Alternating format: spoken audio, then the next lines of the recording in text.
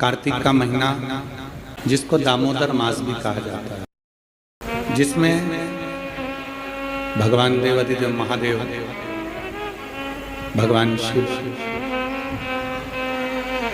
जो संपूर्ण जगत का कल्याण करने वाले हैं, संपूर्ण जगत का भंडार भरने वाले हैं, ऐसे पवित्र पावन दामोदर मास में कार्तिक के महीने में भगवान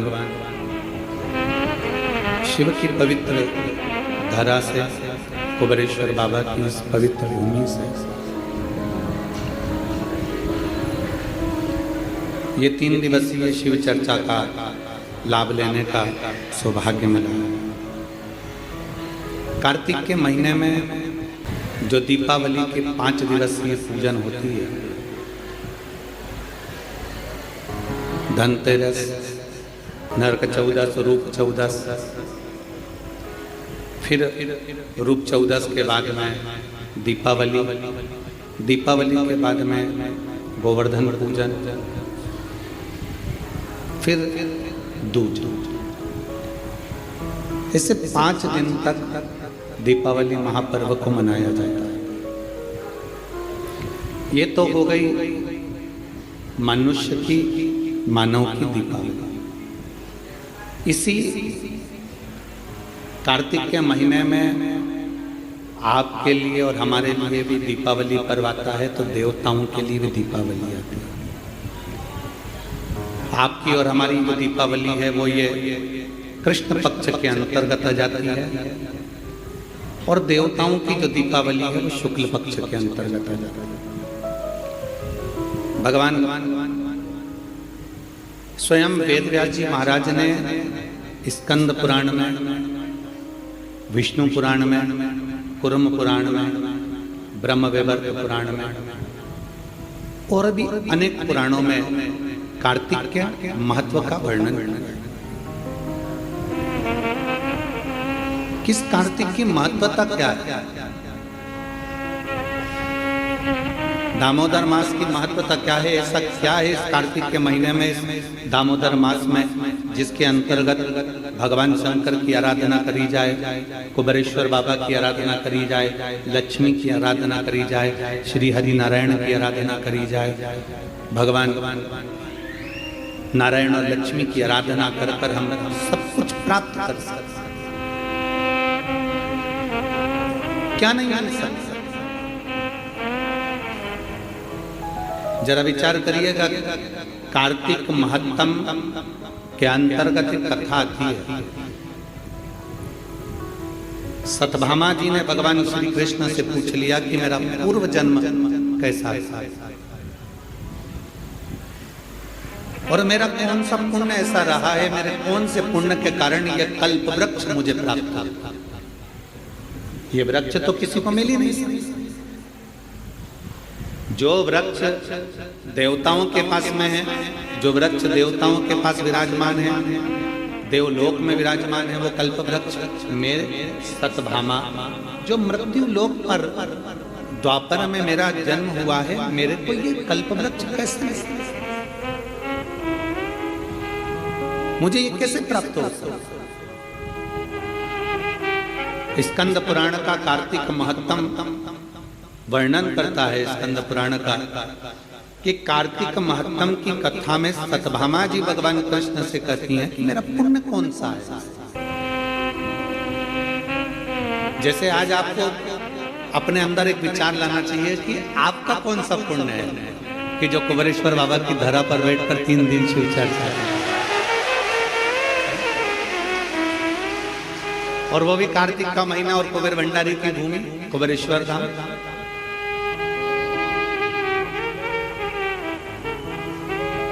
अपना पुण्य क्या है? अभी अभी हमारे समीर जी कह रहे थे कि पूजन किससे करा। हमने कहा सल्ला जी आई है महाराष्ट्र से, उनसे करा दो, और मुंबई वाली हमारी सुधा किरण जी आई है, उनसे करा दो, दिल्ली वाली, दोनों से करा दो। कोई पुण्य हमारे होंगे।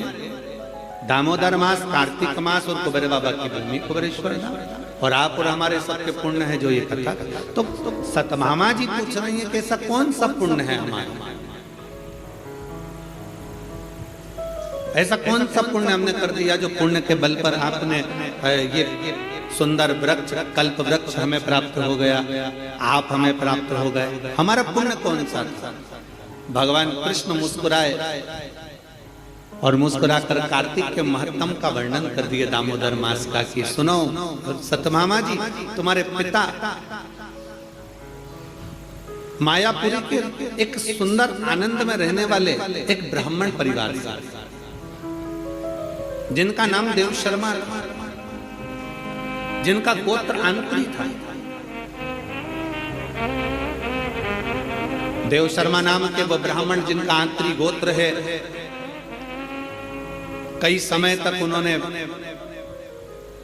शिव पंचायत की पूजन करी। हमने पहले भी कहा कि शिव पंचायत की पूजन का फल बहुत होता है। शिव पंचायत के पूजन का बड़ा आनंद है। आप लोगों के स्मरण में होगा, एक एकादशी होती है वैष्णव एकादशी, एक होती है स्मार्ती एकादशी, अर्थात सबसे वैष्णव एकादशी का मतलब ये होता है कि आप नारायण को मानने वाले हो, आप केवल एक को मानने वाले हैं, तो ये वैष्णव धर्म के अंतर्गत आ गया। स्मार्त की जो एकादशी होती है उसमें आप नारायण को भी भज रहे हो, उसमें आप सूर्य भगवान को भी भज रहे हो, उसमें आप दुर्गा महारानी को भी भज रहे हो, उसमें आप गणेश जी महाराज को भी भज रहे हो, उसमें आप शंकर भगवान को भी भज रहे हो। तो स्मार्त एकादशी सबके लिए, सबके आनंद। हमारे पुष्टि मार्ग कहता है कि किसी भी रूप में एकादशी का व्रत करो, पर करो। हम तो पहले भी कहे बकरी जैसे चरो पर एकादशी करो। कैसे भी हो पर होना चाहिए, चाहे आप वैष्णव के भाव से करो, चाहे स्मार्त के भाव से करो, पर एकादशी का फल अपने को मिलना चाहिए। अब सत्यभामा जी ने पूछा कि मेरा पुण्य कौन सा ऐसा प्रबल हो गया जिस पुण्य के बल पर मुझे आप मिल गए, ये सुंदर कल्प वृक्ष मुझे प्राप्त हो गया। कहा आपके पिता एक ब्राह्मण कुल में मायापुरी में रहते थे, देव शर्मा उनका नाम था, और आंत्री उनका गोत्र था। उनकी अवस्था पूजन करते करते उनकी धर्म पत्नी और उनकी अवस्था निकलती चली गई, अधेड़ी अवस्था, बचपन, जवानी और अधेड़ी और बूढ़ा। अधेड़ी मतलब एक अवस्था निकलती चली गई, 60 की अवस्था के आनंद में जब आपके पिता पहुंच रहे थे, तब उनके मन में आया कि मेरी कोई औलाद नहीं, मेरी कोई संतान नहीं, और कुछ कृपा। ये पंचदेव शिव पंचायत में 5 देव विराजमान होते हैं। पहले सूर्य हैं, दूसरे नंबर पर मेरे देवाधिदेव महादेव हैं, तीसरे नंबर पर माँ दुर्गा है, चौथे नंबर पर बड़े आनंद से श्री गणेश जी महाराज हैं, 5वें नंबर पर भगवान श्री हरि, भगवान श्री नारायण। 5 देव विराजमान हैं, पंचदेव विराजमान हैं, और वो बैठे जिनकी आराधना स्वयं देव शर्मा कर रहे हैं। सत्यभामा जी, आपके पिता के मन में भाव आया कि मेरे घर में औलाद नहीं, कोई औलाद आ जाए। भगवान से प्रार्थना करते, प्रतिदिन शंकर को 1 लोटा जल समर्पित करते, और जिस पंचायत में स्वयं शिव बैठे हैं, तो शास्त्र कहता है उस पंचायत का निर्णय कोई नहीं करता, उस पंचायत का निर्णय फिर देवाधिदेव महादेव ही करते, शिव ही करते। बोल बम का नारा है, सारी समस्या का हल। अब उसका निर्णय स्वयं भगवान शंकर करते हैं। इसलिए आप लोगों से कहते हैं कि आपकी पूजन की जगह में शंकर का शिवलिंग होना जरूरी है। भले आप ठाकुर जी की सेवा करो, राधा रानी की सेवा करो, लक्ष्मी जी की सेवा करो, नारायण की सेवा करो, ब्रह्मा जी की सेवा करो, देवी की सेवा करो, चाहे देवता की सेवा करो, किसी की भी सेवा कर रहे हो, किसी की पूजन कर रहे हो, उसमें शंकर का होना जरूरी है। जिस जगह शिव नहीं होता, जैसे दक्ष प्रजापति के यज्ञ में शंकर नहीं थे, तो वहां पर विघ्न नहीं आए। जहां शिव नहीं है वहां विघ्न है, शिव है तो विघ्न को टाल, क्योंकि जिसका पुत्र ही विघ्नहर्ता है, जिनके बेटे ही स्वयं गणेश जी विघ्नहर्ता है, तो फिर तो विघ्न टालेगा। शंकर भगवान वहां पर विराजमान।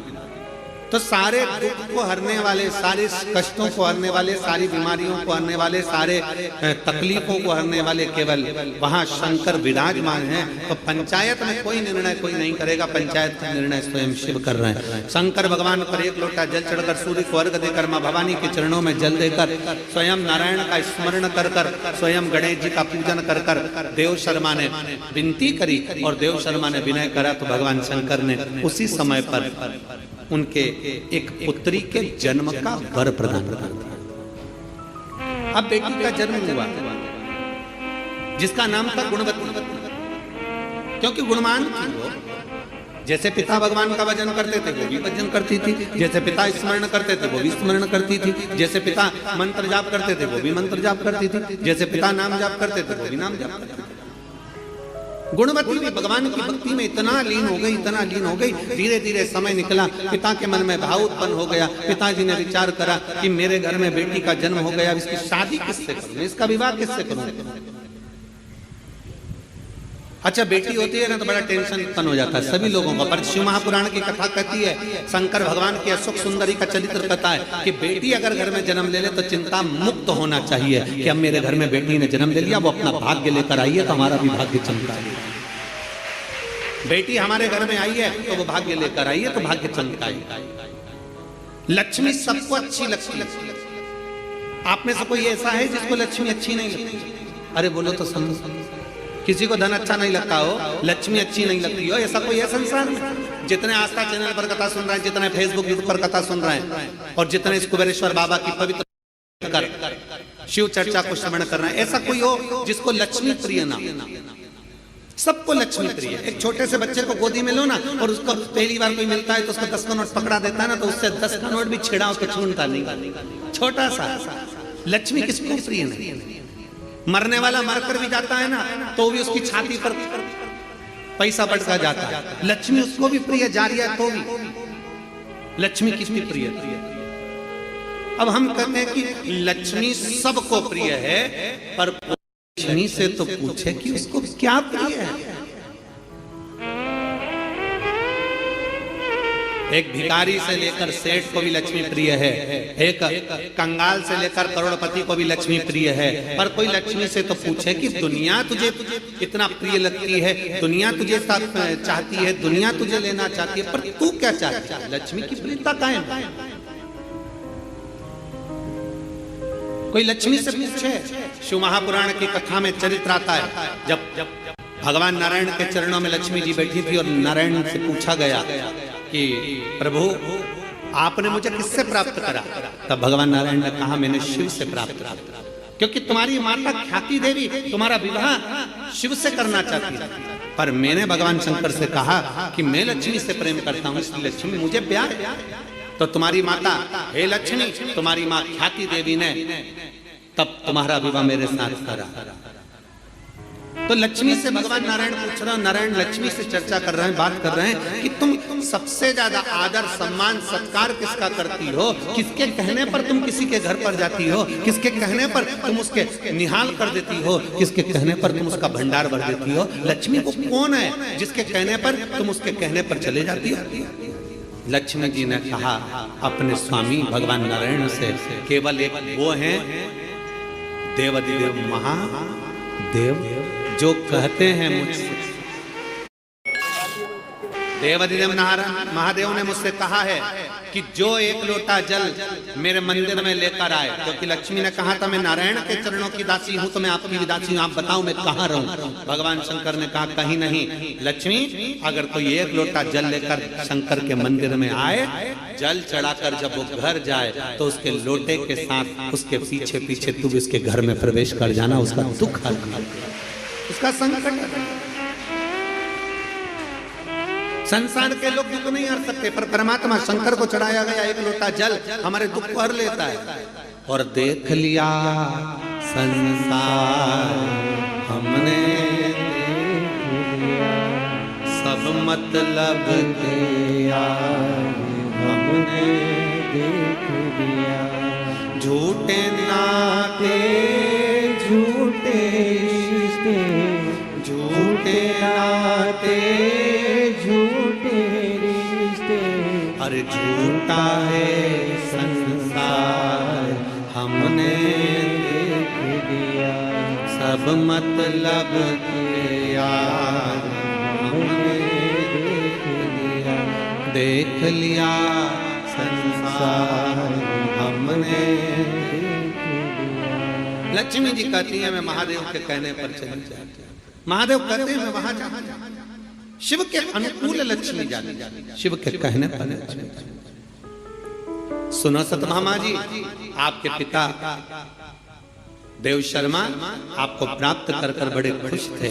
सोचा किस बेटी का विवाह करूं, तब उन्हें स्मरण में आया मेरा एक मित्र है पर वो प्राण त्याग कर चले गया है, उसका एक बेटा है जिसका नाम चंद्र है,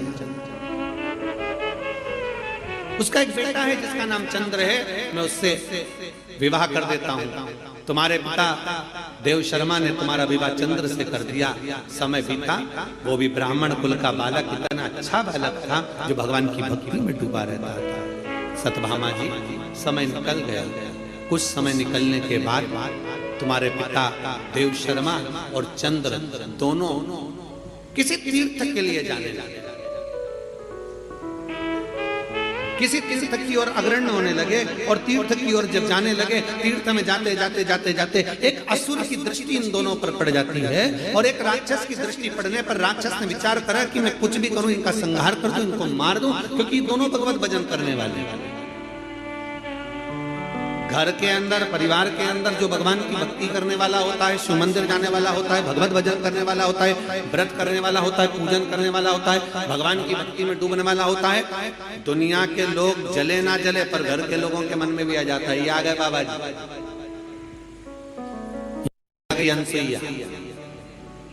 ये आ गई शुगर वाला महाराज की चेली, ये आ गए शंकर जी के भगत, अब ये बहुत ज्ञान देंगे, बहुत समझाएंगे। अब वो बहुत सारी बातें लोग कहते हैं। सीधी बात है, तुम किसी मॉल में जाइए ना, कोई तुम्हें नहीं टोकेगा, तुम फटी हुई जींस पहनो ना, कोई तुम्हें नहीं टोकेगा, तुम कैसे भी रहो ना, कोई तुम्हें नहीं टोकेगा, तुम बाल भी आड़े टेढ़े बनाओगे तो कोई ना टोकने वाला है, तुम कैसे भी कपड़े पहनोगे कोई नहीं टोकेगा। और जिस दिन तुमने धोती पहन ली, जिस दिन तुमने मस्तक पर तिलक लगा लिया, चंदन त्रिपुंड लगा लिया, गले में रुद्राक्ष की माला पहन ली, हाथ में रुद्राक्ष बांध लिया, और जिस दिन गले में रुद्राक्ष पहना और त्रिपुंड लगाकर और बड़े प्रेम के साथ तुम मार्केट में से निकल कर बताओ, सारी दुकान वाले, मोहल्ले वाले, कॉलोनी वाले सब तुमको देखेंगे, ये कहां किया,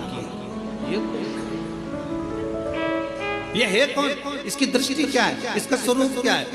और अगर पहचान वाले मिलेंगे तो ये जरूर कहेंगे, भैया किसके चक्कर में आ गए, बाबा बनोगे क्या, संत बनोगे क्या, साधु बनोगे क्या, तपस्वी बनोगे क्या, लोग कह देते हैं। कितनी जल्दी पहचान में आते हैं। और देखो, संसार के वस्त्र पहने तो पहचान में नहीं आओगे, पर परमात्मा के वस्त्र धारण करोगे तो पहचान में जरूर आओगे। ये हमारे संस्कार है, ये हमारे संस्कार है, ये हमारे जीवन का एक सुख है, हमारे जीवन का एक आनंद है। सतभामा जी, तुम्हारे पिता और तुम्हारे पति दोनों जा रहे थे, इतने में ही एक असुर की दृष्टि पड़ गई और उन्होंने उनको समाप्त कर दिया। दोनों तीर्थ करने जा रहे थे, भगवत भजन करने जा रहे थे, इसलिए कहीं ना कहीं शिव तत्व को उन्होंने प्राप्त करा था। इसलिए भगवान भोलेनाथ की कृपा हुई और नंदी लेकर शंकर भगवान पधारे और तुम्हारे पिता और तुम्हारे पति दोनों को नंदी पर बिठाकर शिव कैलाश लेकर चले जाए। तुम अकेले हो। सतभामा जी, तुम्हारे आंखों में रुदन था, नेत्रों से जल बह रहा था। एक तरफ पिता चले गए, दूसरी तरफ पति चले गए। बेधक का जीवन कैसे जियोगी, रोती बिलकती, आंखों से आंसू बहाती, करूं तो करूं क्या, कहां जाऊं, किससे कहूं। जब व्यक्ति अकेला पड़ जाता है, सब जगह से छूटकर अकेला जब हो जाता है, तब उस परमात्मा को याद करता है, तब उस भगवान को याद करता है। कितना विचित्र जमाना है। पहले के समय में मंत्र चलते थे,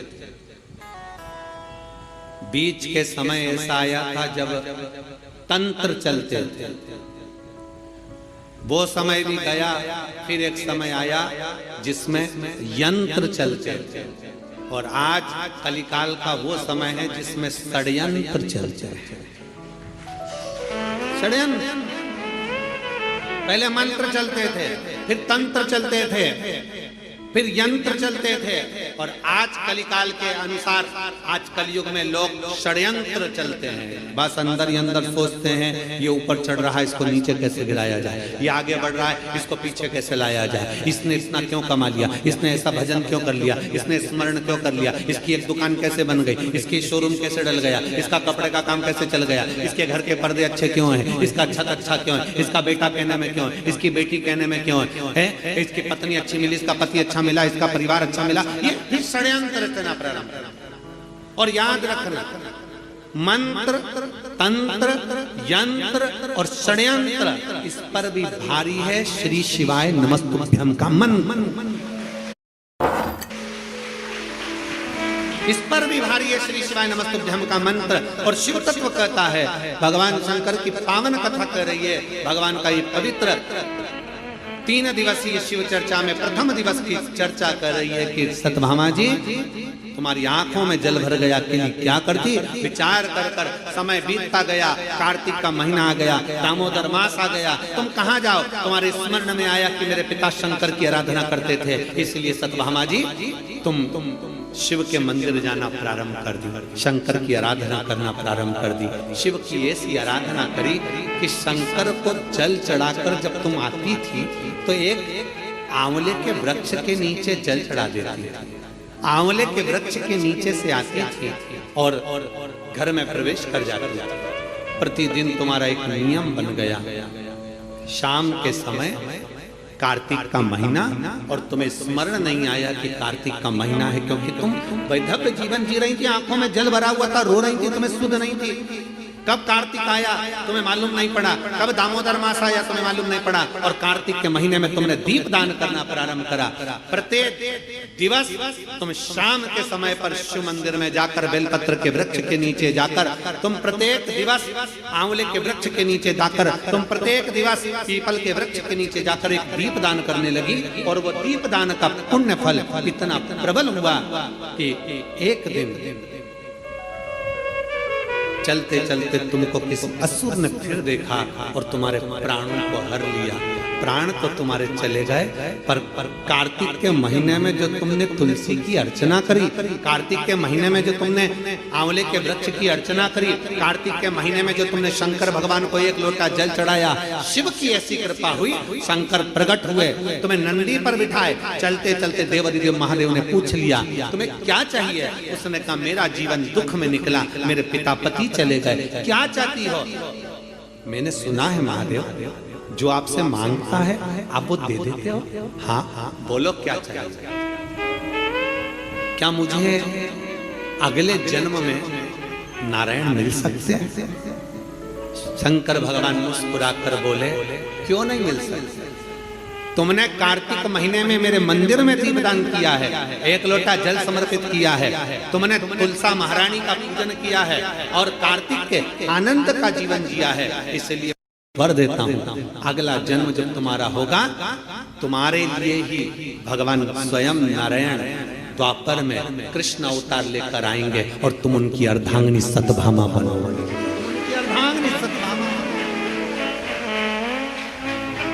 ये पुण्य हमारे जीवन का एक आनंदमय पुण्य है। सत्यभामा जी ने कई बार भगवान कृष्ण से पूछा ये पुण्य की प्राप्ति, ये सुंदर कल्प वृक्ष की प्राप्ति मुझे कैसे हो गई। तो भगवान ने कहा तुमने 5 दिवसीय जो कार्तिक महीने का कृष्ण पक्ष का जो आनंद और शुक्ल पक्ष का जो आनंद लिया है उसका ही फल ये। और उसी कार्तिक के महीने की दीपावली पर्व, लोग कहते हैं दीपावली एक दिन की है।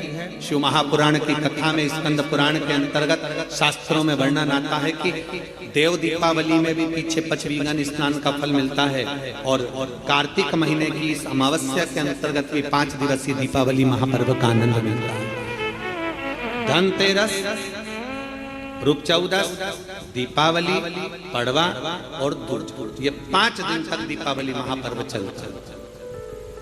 दीपावली महापर्व में हम क्या कर सकते, हम क्या भगवान को दे सकते। अभी आपको कहा कि सारी दुनिया लक्ष्मी को चाहती है, पर लक्ष्मी से कोई पूछे कि तू क्या चाहता है, लक्ष्मी से कोई पूछे तुम क्या चाहती है, तो लक्ष्मी जी भी कह देगी बस मैं इतना चाहती हूँ कि कि महादेव के प्रति, भगवान के चरणों के प्रति आपका विश्वास जहां पर बढ़ा, आपका विश्वास जहां प्रबल हुआ, लक्ष्मी जी कहती है वहां पर मैं हमेशा खड़ी हूं और तुम्हारे घर में हर पल में। पूजन का विधान बताते हुए स्वयं शास्त्र वर्णन करता है हमारे यहाँ। धनतेरस के दिन की जो पूजन है, उस धनतेरस के दिन की पूजन में आप अपने घर में जितनी भी, अब लक्ष्मी की पूजन जब आप करें, दीपावली की पूजन करें, उसमें मुहूर्त देखिए, मनाना, मुहूर्त पूछिए, मनाना। कोई मुहूर्त लिखा हुआ है उसका स्मरण करें।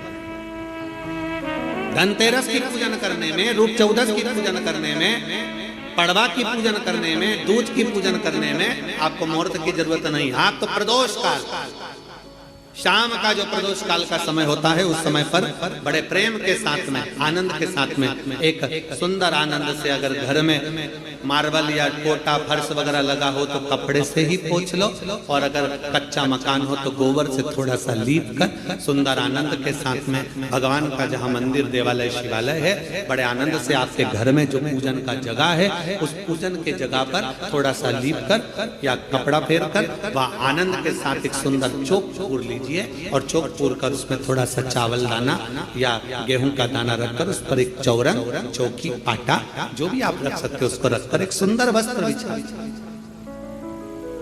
वस्त्र बिछाकर एक सुंदर सी थाली में स्वस्तिक, कंकु के रोली का एक स्वस्तिक बनाइए, बनाकर उसको थाली के ऊपर, उसको पाटे के ऊपर जो कपड़ा बिछा है उसके ऊपर रख दीजिए।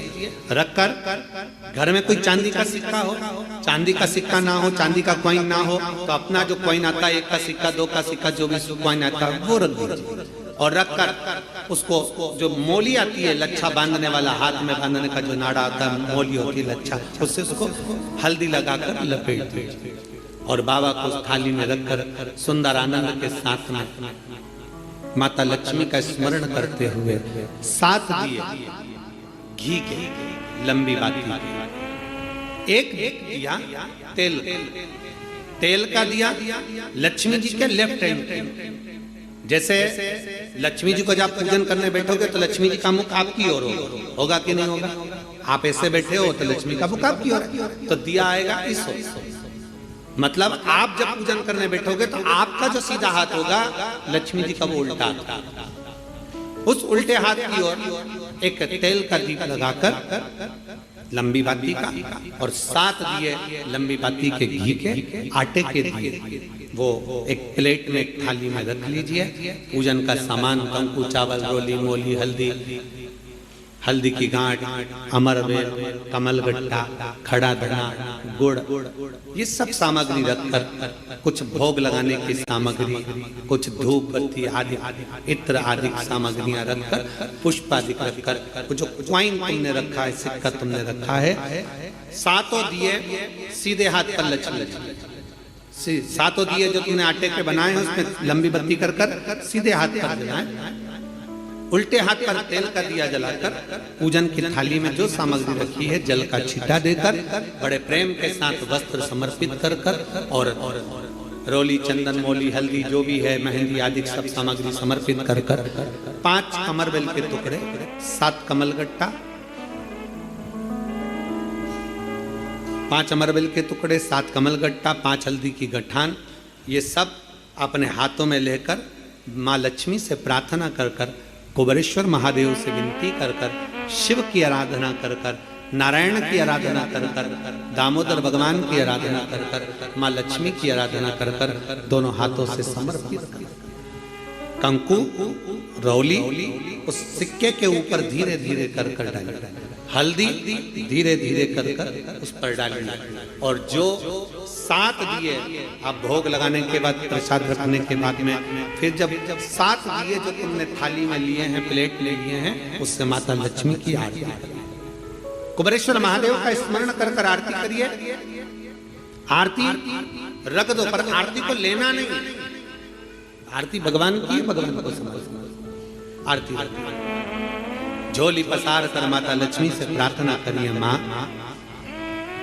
मैंने कुबेरेश्वर बाबा से विनय करी है मैंने कुबेर भंडारी से विनय करी है, माँ आप नारायण के साथ, कुबेर के साथ, रिद्धि सिद्धि के साथ, गणेश जी महाराज के साथ आप मेरे घर में पधारो, मेरे घर आप आइए, आपका निवास बनाइए, आप रुकिए। माँ हमें बहुत सारे अवगुण, हे लक्ष्मी माता, हे नारायण, हे शंकर, हे उघड़दानी, हे गणेश जी महाराज, हे रिद्धि सिद्धि, हे कुबेर, हमें बहुत अवगुण है। पर हे माँ हमने सुना है आपने शिव जी से जब वर मांगा था तो कहा था कि बाबा, शंकर भगवान से लक्ष्मी जी ने कहा था मैं जाने को तो चली जाऊं प्रत्येक मनुष्य के घर में, पर उसके घर में तो इतना अवगुण भरा हुआ है, इतने दोष भरे हुए हैं, इतना अपशब्द भरा हुआ है, इतने ताने भरे हुए हैं, इतनी गालियां भरी हुई है, इतना मन में खोट भरा हुआ है, मैं इनको कैसे लक्ष्मी प्रदान करूं, मैं इनको कैसे भंडार। तब माँ आपने तुरंत भगवान शंकर से कहा तो शिव जी ने कहा, लक्ष्मी जब आप शिव की साक्षी में किसी के घर में प्रवेश करो तो अवगुण मत देखना, उसके गुण देखकर प्रवेश कर जाओ। वो कहते हैं कि मेरे गिनियो ना अपराध लाडली श्री, हमारे अवगुण ना गिने जाए। अभी कथा में आपको वर्णन किया था, कोई बहुत अच्छा है ना, बहुत अच्छा है ना, उसको ज्यादा घूर के नहीं देखो। कितना अच्छा व्यक्ति है ना, उसको ज्यादा घूर के मत देखो, घूर के मत देखो। क्यों? ज्यादा उसको घूर कर देखोगी तो उसमें अवगुण निकल जाएगा, तुम कुछ ना कुछ अवगुण निकाल लो, कुछ ना कुछ दोष निकाल लो। और कोई व्यक्ति बहुत बुरा है ना, बहुत बुरा है, तुम्हें बहुत बुरा लगता है ना, थोड़ा उसको घूर कर देखो, अच्छे से देखो। अच्छे व्यक्ति को घूर कर मत देखो, बुरे व्यक्ति को घूर कर देखो, अच्छे से देखो, तो ये पक्का है उस बुरे व्यक्ति में भी कोई गुण निकल ही जाएगा, ये पक्का। अच्छा है उसको ना देखिए, ज्यादा घूर कर ना देखिए। अच्छा है, हम ज्यादा देखेंगे ना, बहुत अच्छा होता है। प्रथम में तो जब एक दूसरे से प्रेम होता है, इसमें होता है, तो कितने अच्छे लगते हैं। रात दिन बात करें, 24 घंटा बात करें, 8 घंटा बात करें, रात को 9 बजे से जो चालू हो तो 2 बजे तक बात करें, और फिर उनकी शादी हो जाए, फिर बात करें, फिर तो खूब लड़ी मर्दानी होता है, फिर जो युद्ध चालू हुआ वो फिर युद्ध चालू। शिव कथा कर रही है, भगवान शंकर की कथा कर रही है, जो जिसमें बहुत गुण है, बहुत अच्छा है, जो उसमें तुम ज्यादा घूर कर मत देखो, उसमें अवगुण निकल जाएगा। बहू पहले कितनी अच्छी लगती है, बहुत बढ़िया, सास कितनी अच्छी लगती है, वो सब अच्छे लगते हैं, फिर धीरे धीरे उसमें अवगुण निकलता जाता है। हमारी सास तो ऐसी है, हमारी बहू तो ऐसी है, अवगुण निकलता जाता है। पहले घूर करना देखिए, अच्छा है ना उसको ज्यादा घूर कर नहीं देखते, और बुरा है ना उसको घूर कर देखो, उसमें कुछ ना कुछ गुण जरूर देखो। बुरे व्यक्ति में अच्छाई जरूर होगी, ऐसा हो नहीं सकता कि कोई अच्छाई परमात्मा ना निकाल। शिव कथा कर रही है, सुंदर पवित्र चरित्र कर रहा है, भगवान के पावन चरित्र वर्णन कर रहा है। स्कंद पुराण में कार्तिक महत्तम वर्णन कर रहा है, और बड़े प्रेम से भगवान कह रहे हैं कि इस कार्तिक के महत्तम में, इस कार्तिक के महत्वता में आज आप सबने धनतेरस पूजन की महत्वता को जाना, और ये पूजन 5 दिन तक आप जिस जगह पर पहले दिन पूजन कर रहे हो धनतेरस की, जैसे आपने धनतेरस कुबेरेश्वर धाम की जो धनतेरस है वो 29 तारीख की रहेगी, रूप 14 30 तारीख की रहेगी, दीपावली जम के बोलो 31 तारीख की रहेगी, 31 अक्टूबर, गोवर्धन पूजन 1 तारीख, 1 नवंबर, ऐसे 2 तारीख, ऐसा क्रम सुंदर यहाँ कुबेरेश्वर धाम की धरा पर रहे। तो आप लोग जो पूजन करेंगे 29 तारीख को धनतेरस की प्रदोष काल, कोई समय प्रदोष काल का देखकर बड़े प्रेम से लीप कर, चौकी रखकर, बड़े आनंद के साथ में कपड़ा बिछाकर, उस पर थाली रखकर सुंदर भाव के साथ धनतेरस की पूजन करो, और मेरे कुबेरेश्वर महादेव का स्मरण करो कुछ देर बैठकर, क्योंकि लक्ष्मी को भी और कुबेर को भी देने वाला अगर कोई है तो वो देव अधिदेव महा। देने वाले। प्रयास करो भगवान शंकर की आराधना में जो सुख है, शिव की भक्ति में जो आनंद है, शंकर की आराधना कर कर, शंकर की साक्षी रखकर, श्री शिवाय नमस्तुभ्यम। हमने पहले भी कथा में कहा, दीपावली के समय पर बाजार में भी जाओ तो दिवाली के समय पर वहां पर मार्केट में भी कहो कि भैया हमको एक स्टिकर चाहिए। काय का स्टिकर? कहना श्री शिवाय नमस्तुभ्यम का चाहिए। क्या करोगे? दरवाजे पर लगाना है। क्यों?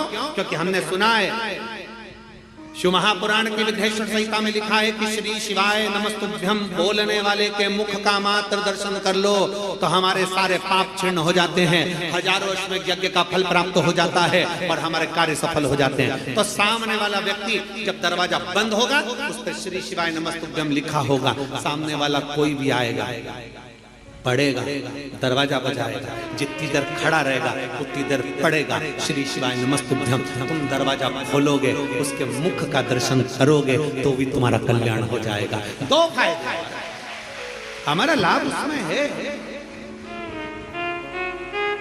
शिव तत्व की प्राप्ति हो। जब महालक्ष्मी आनंद के साथ में धनतेरस का पूजन करो, कल कथा में अपन रूप चौदस की पूजन की महत्वता जानेंगे। फिर उसके आगे तीसरे दिन की कथा है 2 बजे से 5 बजे तक, उसमें अपन दीपावली पूजन को जानेंगे। फिर उसमें अपन एकम की पूजन का जानेंगे, गोवर्धन पूजन के दिन का महत्व की पूजन कैसे करना। फिर उसका वर्णन अपन दूज की पूजन का जानेंगे। ऐसे अपन पूरे 5 दिवसीय पूजन की महत्वता का स्मरण करेंगे। 5 दिवस। और मैंने तेरे ही भरोसे बाबा, तेरे ही भरोसे हवा बिच उड़ती जावांगी, बाबा डोर हर तो चढ़ी नाम में कटी जावांगी, भोले मैं तेरी पतंग, शंभो मैं तेरी पतंग, हवा बिच उड़ती जावांगी, बाबा डोर है तो चढ़ी नाम में कटी जावांगी। शिव तत्व की प्राप्ति, भगवान शंकर की प्राप्ति कितने आनंद के साथ। और जिस कभी भी ध्यान रखना, लक्ष्मी पूजन जब भी करो तो शिव को याद जरूर करो। भगवान नारायण को भी अगर लक्ष्मी दी है तो भगवान शंकर, नहीं तो माता ख्याति देवी लक्ष्मी जी की माँ, तो लक्ष्मी जी का विवाह तो भगवान शंकर से करना चाहती थी। पर नारायण भगवान शिव की आराधना में लगे रहे। पूछ लिया देवादिदेव महादेव ने, नारायण क्या बात है, अभी मेरी आराधना ज्यादा करो, क्या हो क्या गया? नारायण कहते हैं, प्रभु वो ख्याति देवी लक्ष्मी जी की माँ, उनका विवाह आपके साथ करना चाहते हैं। आप चिंता क्यों करते हैं? आप क्या चाहते हो बोलो। नारायण ने कहा लक्ष्मी मुझे चाहिए। नारायण लक्ष्मी में आपको दे दो। मना आप लक्ष्मी से विवाह करोगे, लक्ष्मी आपसे विवाह करेगी। लक्ष्मी जी से पूछा, स्वयं भगवान शंकर जब लक्ष्मी मैया बेलपत्र के वृक्ष के नीचे झाड़ू बुआरी कर रही हैं, बेलपत्र के वृक्ष के नीचे सेवा कर रही हैं, शंकर भगवान प्रकट होकर स्वयं पूछते हैं, गौरी शंकर पार्वती के साथ प्रकट होकर पूछते हैं, क्या बात है, क्या चाहिए, क्या हो गया? अब स्वयं भगवान शंकर ने लक्ष्मी जी से पूछा, तुम्हें क्या चाहिए? लक्ष्मी जी कहती है, मुझे नारायण के चरण, नारायण के चरण। भगवान शंकर ने पूछा, लक्ष्मी तुम नारायण के चरणों में रहने को तैयार हो? लक्ष्मी जी का शब्द था कि नारायण के चरणों में रहने को तैयार हो। इतने में लक्ष्मी जी कहती हैं, केवल नारायण के चरणों में ही नहीं, जिसके हृदय में नारायण बैठा है उसके घर में रहने को भी तैयार। जिसके हृदय में नारायण बैठा है, जिसके हृदय में श्री हरि बैठे हैं, जिसके हृदय में भगवान बैठे हैं, उनके घर में रहने को मैं तैयार। उनके घर, ये कार्तिक का महीना बड़े प्रेम से भगवान की विरल भक्ति धारण करते हुए दीप प्रज्वलित करिए और बड़े आनंद के साथ में 5 दिवसीय कार्तिक के महीने में सुंदर दीपावली महापर्व को मनाइए। हमारे कुबेरेश्वर बाबा की धरा पर भी दीपावली की रात्रि को लोग आते हैं इस कुबेर भंडारी के दरवाजे पर, घी के 11 दिए लगाते हैं। लोग अपने अपने घर की पूजन दिन में शाम को कर रात्रि को निकल कर आते हैं और पूरे प्रांगण में कहीं जहां उनका मन करता है वहां बैठकर 11 दीप लगा कर बाबा कुबेर भंडारी के चरणों में झोली पसार कर प्रणाम करते हैं, बाबा भंडार और दूसरे दिन पर बाबा का खजाना लेकर यहाँ से चले जाते हैं। 31 तारीख की रात्रि को लोग आसपास के गांव के शहर के सभी भक्त लोग यहाँ पहुंचते हैं बाबा के 11 दीप लगाने के लिए और सुबह बाबा का खजाना जाकर शिव भक्ति भजन जितनी आराधना भगवान शंकर की करोगे, शिव नारायण की भगवान की भक्ति करोगे, दामोदर मास में कार्तिक मास में दीपदान जितना कर सकते हो, जितना दीपदान कर सकते हो उतनी शिव भक्ति को धारण। और धनतेरस, रूप चौदस, दीपावली, पड़वा, दूज, ये 5 दिन इधर के और 5 दिन देव दीपावली के, हम उसका भी वर्णन करेंगे तीसरे दिन की कथा में। एक बेलपत्री, एक पीला चावल, हल्दी में रंगा हुआ पीला चावल और एक बेलपत्री, एक कमलगट्टा भगवान शंकर की शिवलिंग पर समर्पित करने का प्रयास है। परंतु ये बेलपत्री, पीला चावल और एक कमलगट्टा, ये 5 दिन तो तुम ये दीपावली के पर्व के और 5 दिन जो पचवीगन आएगा पूर्णिमा का समय जब आएगा उस समय अगर आपने ये दोनों समय पर एक बेलपत्री, एक पीला चावल, एक कमलगट्टा भगवान शंकर के शिवलिंग पर समर्पित करना प्रारंभ करा, ये 5 दिन इधर कर 5 दिन उधर के, आपको कभी कहना नहीं पड़ेगा किसी के आगे कि भैया मुझे 500 की जरूरत है, तेरी जेब और तेरा घर भरा ही।